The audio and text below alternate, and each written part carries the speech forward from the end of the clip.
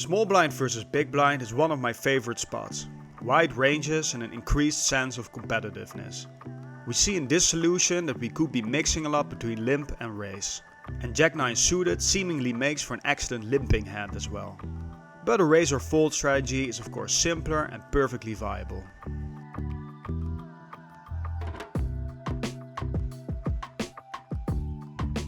Now I chose to bet half pot, and we see that the solver actually recommends to split between two sizings here, namely 33% and 125% overbet sizing. We see we have a very solid range advantage across the board, as a lot of the hands he should 3-bet pre-flop with hit this board very nicely. All these hands are removed from his range but are retained in ours, hence the range advantage we observe here with this blue line being quite far above the green one. Also in this tab here we see an EV advantage, equity advantage, equity realization advantage, and here too with these hand types we just have more strong holdings proportionally speaking. Going back to the chart, we see all these hands that are in our range but not in his, namely all these 3-betting hands, are in fact mostly going for the overbet, exploiting the fact we have them in our range and he doesn't. Of course these value overbets are balanced out by a wide selection of supporting bluffs. Our Jack 9 suited as well can overbet some to support these value bets. We see in the EVs that all actions are of similar value in equilibrium. So our half pot c-bet isn't an immediate mistake without further context. Hitting a nice straight here on the turn. One of the things you should probably immediately consider is who has the nut advantage here. Who has the most straights here? This may be hard to determine in this spot. He should 3-bet some Jack 9s and Ace Jacks, but certainly not all. Of course, further action happens on the flop, which splits up ranges even further. But we see in the GTO wizard ranges comparison for this spot that we should have about an equal amount of straights actually. So in the highest equity regions of our ranges, we're really not that far above him. We don't have too much of a nut advantage, but we do still have a significant range advantage. Which is why we can still bet a lot, but for a smaller sizing. The solver pretty much just uses a 1/3 sizing, and with a pretty high frequency too, including for our combo. So good to see I went with that sizing too. Let's move on to the river. I don't know, before taking a look at the solution, let's try to think exploitatively here. Jack raising doesn't seem too attractive here, since he's going to check too many queens, kings and tens he may call a value bet with. So betting seems prudent here, and exploitatively we should be targeting those marginal 1-pair type hands, which is mostly going to be Queen X, since he's going to fold a lot of 10x on the turn, King X on the flop. This does seem like a size to me that lures in calls from Queen X a lot of the time, but let's take a look at the solution. We actually see a lot of small bets on the river still. We were betting small with a lot of our range on the turn, and with a non-board changing 4 on the river, we are still somewhat in the same position. We can thinly value bet a lot of our combos. What did change however is that we have a bit of an increased nut advantage now, something to think about. It is important to realize that he should have raised some of his straights on the turn, and because he just called the turn, we now have more straights than him, and a decent nut advantage.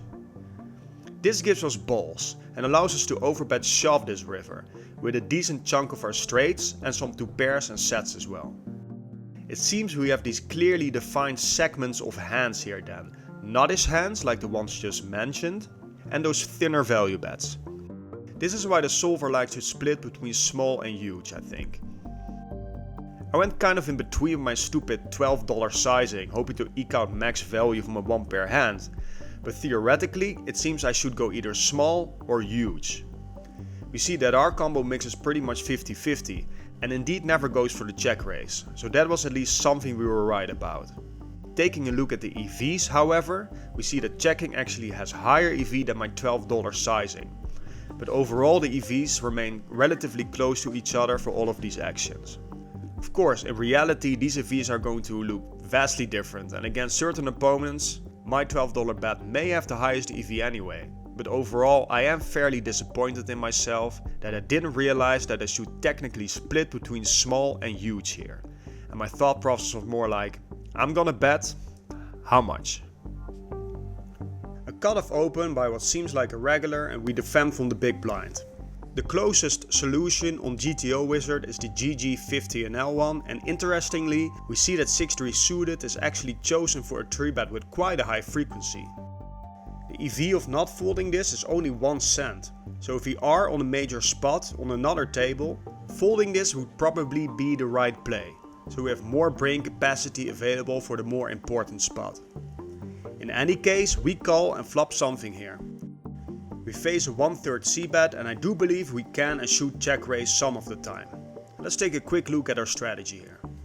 We are raising quite polarized here, as in we're not messing around too much with an ace-queen or ace-jack type hand. The solver chooses a hefty size to 10.2 and our combo indeed check raises at a decent frequency. I rolled a somewhat middling number, so my call was good here frequency wise.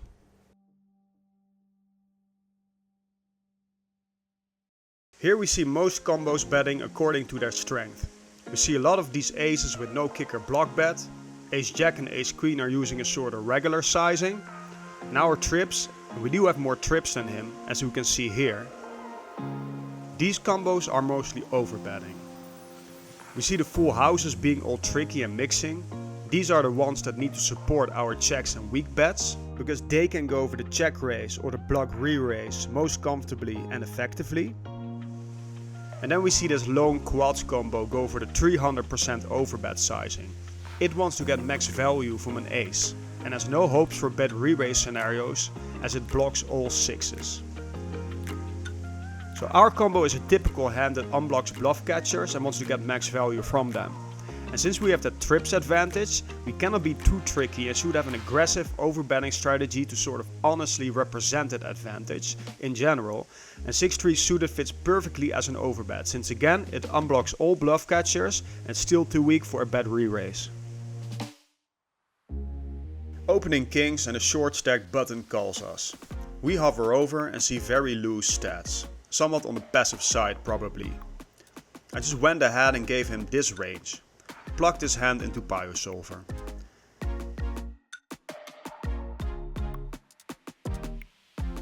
We immediately see that our tightest hijack opening range has a big overall advantage on this board against such a loose cold calling range, and we can c-bet close to pure.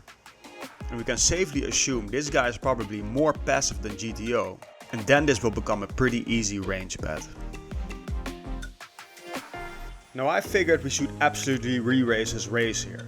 And since we're so short, we can probably just click it back here, a total min raise.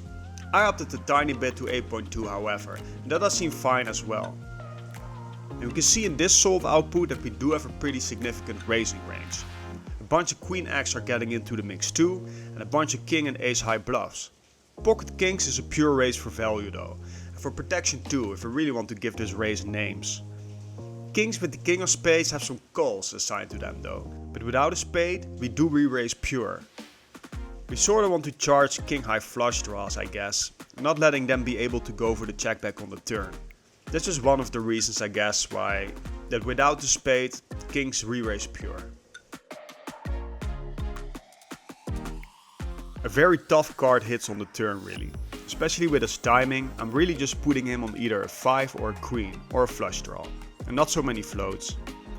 We just saw that we should be re-raising with a fair amount of queens, so it's not like he absolutely crushes us here and that we should range check. We can see that here our queens are still betting and are the only ones going for value. A 1/3 sizing is preferred.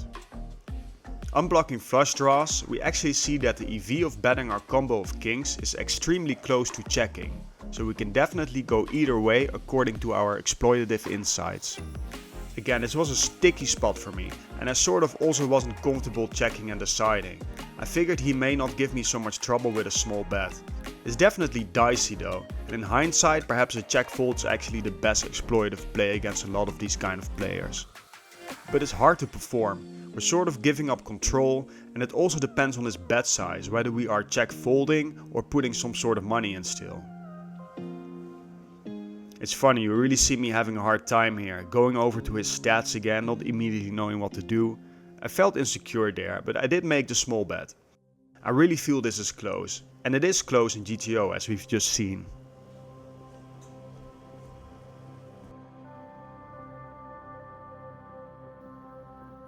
Well, I just said that I am putting him on a queen, a 5 or a flush draw, so our kings seem absolutely dead here. We probably shouldn't even consider bluffing him off a flush draw, as he both could be underrepresented with it and he's probably not folding it often enough. I don't think he will ever fold a 5 to a shove either, so nothing else we can really do here than checking and folding to the shove. Interestingly enough though, the solver does call at a low frequency here with our combo, but it assumes that both he would have all these ace high bluffs he was floating the flop and the turn with, and that he would sort of mix all these 5s. I do see a lot of recreationals end up shoving their 5s here anyway. It's pretty straightforward logic to think, oh, would this guy really check a queen now? And we can get value from his flush or overpair? We were good on the flop after all. Something like that. Our kings are probably crushed here and we should fold pure.